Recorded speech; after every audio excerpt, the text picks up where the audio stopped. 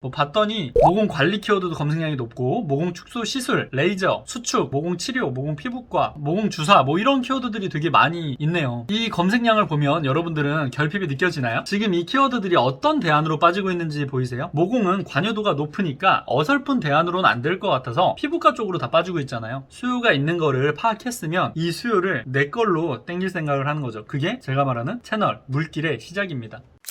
안녕하세요. 엠군리스트의 엠군입니다. 오늘은 그냥 간단히 채널 이야기를 좀 하고 넘어갈게요. 여러분들 채널이 뭔지 아시나요? 단순히 뜻을 보면 전달하기 위한 모든 경로를 말해요. 제품을 만들고 타겟한테 전달하기 위한 모든 방법과 경로. 뭐 예를 들어서 제가 비누를 만들거나 위탁받았다고 생각해 볼게요. 그러면 여러분들은 이 비누를 어떤 경로를 통해서 팔 거예요? 그냥 친구들한테 야, 이 비누 좋아, 이거 한번 사봐 라고 얘기를 할 거예요. 그렇게 얘기를 한다면 그것도 채널이 되는 거예요. 그리고 그게 아니라 내가 이 비누를 내가 했던 곳이 있는데 그 화장실이 거기도 있으니까 거기에 한번 납품을 해볼까 라고 생각하는 거, 그래서 그 담당자한테 얘기를 해보는 것도 채널이 되는 거죠. 이런 것들이 채널이라고 하는데, 저는 이제 좀 더 효율적으로 채널을 돌려야 된다고 생각해요. 이제 집집마다 문 두들기면서 우리가 방문 판매로 비누를 할 수도 있지만 요즘에는 그렇게 해서 잘 팔 수가 없잖아요. 그러니 온라인에 어떻게 효율적으로 채널을 정리해서 최대한 많이 팔 수가 있느냐에 대한 얘기를 해보려고 합니다. 채널 얘기를 하기 전에 이 비누라는 거에 대한 특징을 좀 이해해야 돼요. 제가 계속 누차 말하는 게, 물건을 팔기 전에 가장 먼저 해야 될 게 뭐라고 했죠?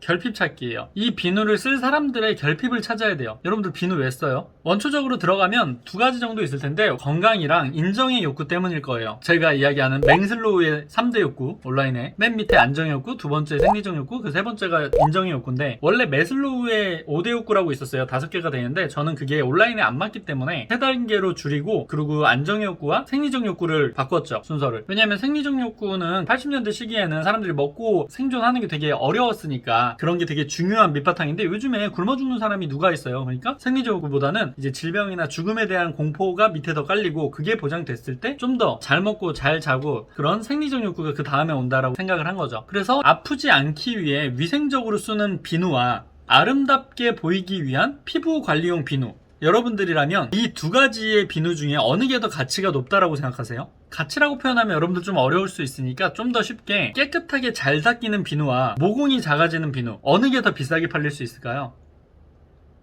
네, 당연히 후자죠. 깨끗하게 닦이는 비누는 너무 많고 뭐 한 500원짜리 1000원짜리도 있으니까. 하지만 모공이 작아진다고 하는 비누는 가치가 되게 높잖아요. 내 효용성이 너무 높잖아요. 이것 때문에 너도 나도 화장품업에 뛰어드는 거예요, 마케팅 회사들도. 왜냐면 제조가 5%도 안 되고 마케팅비에 40-50%를 투자할 수 있으니까. 그래도 내가 50%를 남기니까. 화장품이란 거는 여러분들 생각해보세요. 앰플이 한 요만한 게 2-3만원 하는데 이게 그냥 음료수라고 생각을 해보세요. 그럼 여러분들 2-3만원에 살 수 있어요? 요 50ml를? 그럼 50ml가 그만큼 엄청나게 가치가 있는 거라고 생각하세요? 그럼 여러분들 좀 순진한 거죠. 근데 이제 그게 우리한테 전달되는 가치가 높다라고 생각을 하면 비싸게 팔 수 있으니까. 그러면 세상에 모공을 작게 만들어주는 화장품이 있나요? 여러분들 어떻게 생각해요? 있을 것 같아요, 세상에? 정말 모공이 작아지는 화장품, 또는 정말 미백이 되는 화장품, 정말 얼굴이 축소되는 뷰티 기기, 그리고 기미중개가 정말 없어지는 어떤 크림이나 그런 것들 있다고 생각하세요? 뭐 이것도 여러분들이 알아서 판단하세요. 물론 조금의 예방 효과나 일시적인 효과는 있을 수 있지만 지속적으로 엄청나게 좋아지는 거는 잘 없죠. 그러면 누가, 연예인들도 피부샵을 가요? 안 가지. 그냥 화장품만 그런 거 쓰면 되지. 모공 없어지는 거, 미백 되는 거, 이런 거 화장품만 바르지. 근데 연예인들 보면 다 피부과 가잖아요. 근데 그런 화장품들도 잘 팔린다는 거죠. 왜?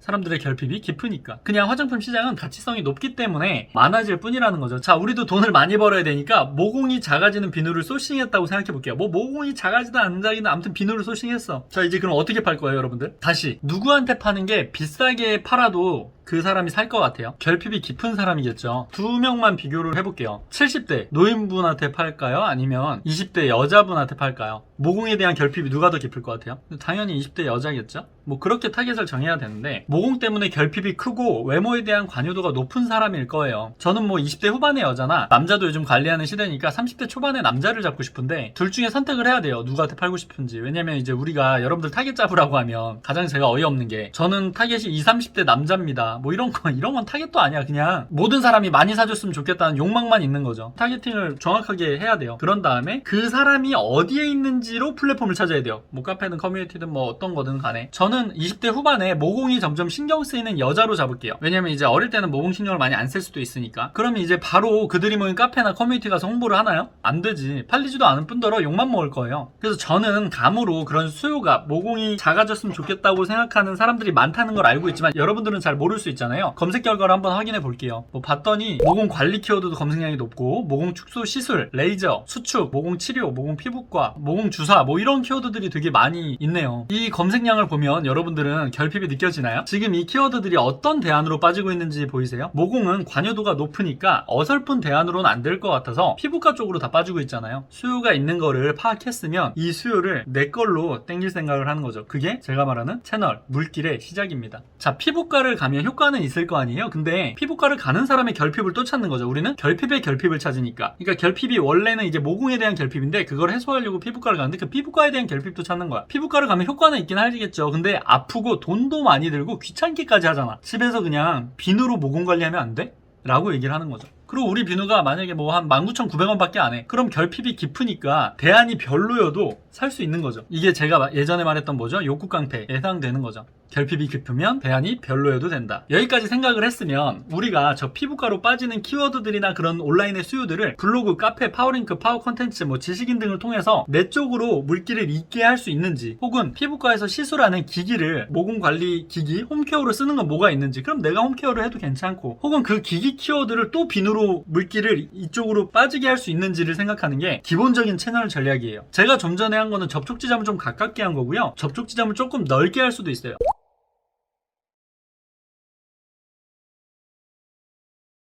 결핍부터 자극하자면 카페나 커뮤니티에 모공에 대한 스트레스나 뭐 걱정하는 사람들한테 한번 물어보는 거죠. 제가 모공이 커서 피부가 나쁜 건 아닌데 줄이는 방법이 쿨링팩이나 아니면 피부과 치료 말고 뭐가 있냐고 이렇게 물어보는 거죠. 내 타겟이 있는 플랫폼에. 그런 뒤에 이제 그 많은 모공 관리를 하는 경우의 수 중 하나가 내 비누가 될 수도 있는 거고요, 나중에. 그러면 이제 관여도에 맞게 관여도 깊은 사람들은 피부과하고 관여도가 좀 낮은 사람들은 이 비누로 해소하려고도 할 수 있는 거죠. 이게 이제 기본적인 온라인에서 판매 전략인데 이렇게 얘기하면 여러분들은 뭐 두 가지로 반응이 나올 수 있을 것 같아요. 와, 신박하다 이렇게 한다고? 근데 저는 이게 신박한 게 아니라 이런 것도 안 하고 어떻게 파는지 좀 신기하거든요. 그리고 두 번째는 뭐야, 이렇게 팔면 완전 사기 아니야? 저 비누가 이제 모공에 정말 좋은 거야 아닌 거야? 뭐 이렇게 생각하는 사람이 있어. 근데 그 사람은 자본주의에서 이용만 당하고 노예로만 산 사람들이라고 저는 생각하거든요. 왜냐면 여러분들이 보는 SNS에서 홍보하고 있는 것도 TV 광고하고 있는 모든 것들이 여러분들을 기만하고 있어요. 여러분들 화장품 광고할 때 써보니까 좋아요 막 이런 거, 그 모델이 평소에 그 화장품 안 쓰는 거 알고 있지 않아요? 그거 안 써요. 그냥 원래 피부 좋은 사람인데 여러분들 속여서 팔려고 하는 거예요. 그러니까 이게 저는 뭐 자본주의에서 나쁘다는 얘기 하려는 게 아니라 이게 당연하다. 개인의 이득을 위해서 최대한 높은 비용에 팔려고 그런 노력들을 한다고요. 그게 생존 본능이고. 근데 이제 우리 같은 사람들은 그냥 그렇게 하면 안 되지 그러면서 또 맨날 당하기만 하는 거예요.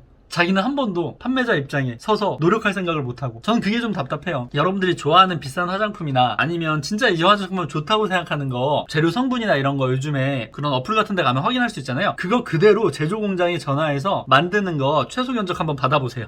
여러분들이 사는 금액의 10분의 1, 20분의 1 정도가 보통일 거예요. 요즘에는 소량으로 제작하는 공장들도 있어서 아마 응대해 줄 것 같거든요. 기본적으로 화장품은 그래요. 그런 제품이 제대로 된 기능을 할 거라고 믿으세요? 여러분들 80원에 만든 마스크팩 1,050원에 올리브영에 팔고 있는데 그게 정말 좋은 기능을 하고 있다고 생각해요? 뭐 여러분들 판단에 맡길게요. 한 가지 더 예시를 들면, 여러분들 패딩 시장이 우리나라에서 갑자기 엄청 커졌잖아요. 원래는 이제 독식이었죠. 노스페이스? 그게 이제 중고등학생들한테 유행이 되면서 막 등골 브레이커라고 하잖아요. 60만원 80만원짜리를 다 입고 다녔단 말이야. 근데 패딩 시장이 커지면서 우리나라의 A급 연예인들이 다 패딩 광고를 찍었어요. 급이라고 한다면 전지현, 박보검, 김우빈, 탕웨이, 현빈, 신세경 등, 그러니까 잘 나가는 제일 비싼 뭐 한 편당 3억 뭐 1년 단위 6억 이상 되는 모델들이 다 패딩 광고를 찍었어. 왜 그렇게 찍을 수 있었을까요? 터무니없이 비싼 가격에도 호구들이 사니까. 무슨 패딩을 60만원 넘게 주고 사? 제조가가 엄청 높을 거라 생각하세요? 별로 대단치도 않은 브랜드들이? 그렇지 않다는 거죠. 그냥 그들이 이득을 보기 때문에 그렇게 비싸게 팔고 그런 걸 또 당하고, 그렇게 우리는 살아가는 거예요. 세상이 모두 허상이니까, 허상이 많으니까. 누군가의 이득을 위해 돌아오고 그게 맞물려서 자본주의는 전 만들어지는 거라고 생각하거든요. 그러니까 여러분들이 너무 이제 돈을 많이 벌고 싶다고 하면서 너무 순진하고 바보 같은 생각을 안 했으면 좋겠어요. 수익을 많이 남기지 못하는 곳에서 그런 A급 모델들을 쓸 수 있다라고 생각하세요? 시골에 있는 할머니가 운영하는 되게 싸게 파는 백반 3,500원 파는 맛집에서 박보검을 모델로 쓸 수 있다고 생각하세요? 아니죠. 당연히. 그러니까 화장품도 당연히 A급 모델이잖아요. 술도 A급 모델이고. 그런 데는 마진이 높다는 거예요. 그리고 최대한 비싸게 팔려고 하고 당연히. 그게 이제 자본주의 기본 생태인데 이제 학교 다닐 때 아무도 이런 걸 안 알려주니까 여러분들은 그냥 수동적으로 아유 그런 거 나쁘게 팔면 안 되지. 좋게 팔아야지. 뭐 마진 너무 많이 남기면 안 되지. 이렇게 생각을 한다는 거죠. 근데 여러분들이 판매가자가 됐을 때는 여러분들도 그렇게 생각하면 안 돼요. 오늘은 R에 대한 내용에 이어서 채널에 대한 온라인 전략을 간단히 이야기를 해봤어요. 채널은 플랫폼도 많고 심리적 요소가 제품마다 너무 다르게 다 들어가서 앞으로도 꾸준히 시리즈물로 제작을 할 것 같아요. 물론 R, 리소스나 채널, C, 그리고 시스템 S 모두 하나하나 되게 중요해요. 그 밸런스가 갖춰졌을 때 저는 자본주의에서 돈을 좀 쉬면서 많이 벌 수 있는 사람이 된다라고 생각을 하는 거죠. RCS가 무슨 소린지도 모른다면 기존에 제가 올렸던 영상을 보시면 되고요. 기본적으로 설명을 하면 R은 팔 수 있는 모든 것이고 채널은 그 R을 전달할 수 있는 모든 것, 그리고 S는 그 R과 S를 내가 직접 안 하고 편하게 돌리는 시스템을 의미합니다. 열심히 마케팅 사고를 익히셔서 어제보다 오늘 더 많이 버는 여러분들이 됐으면 좋겠습니다.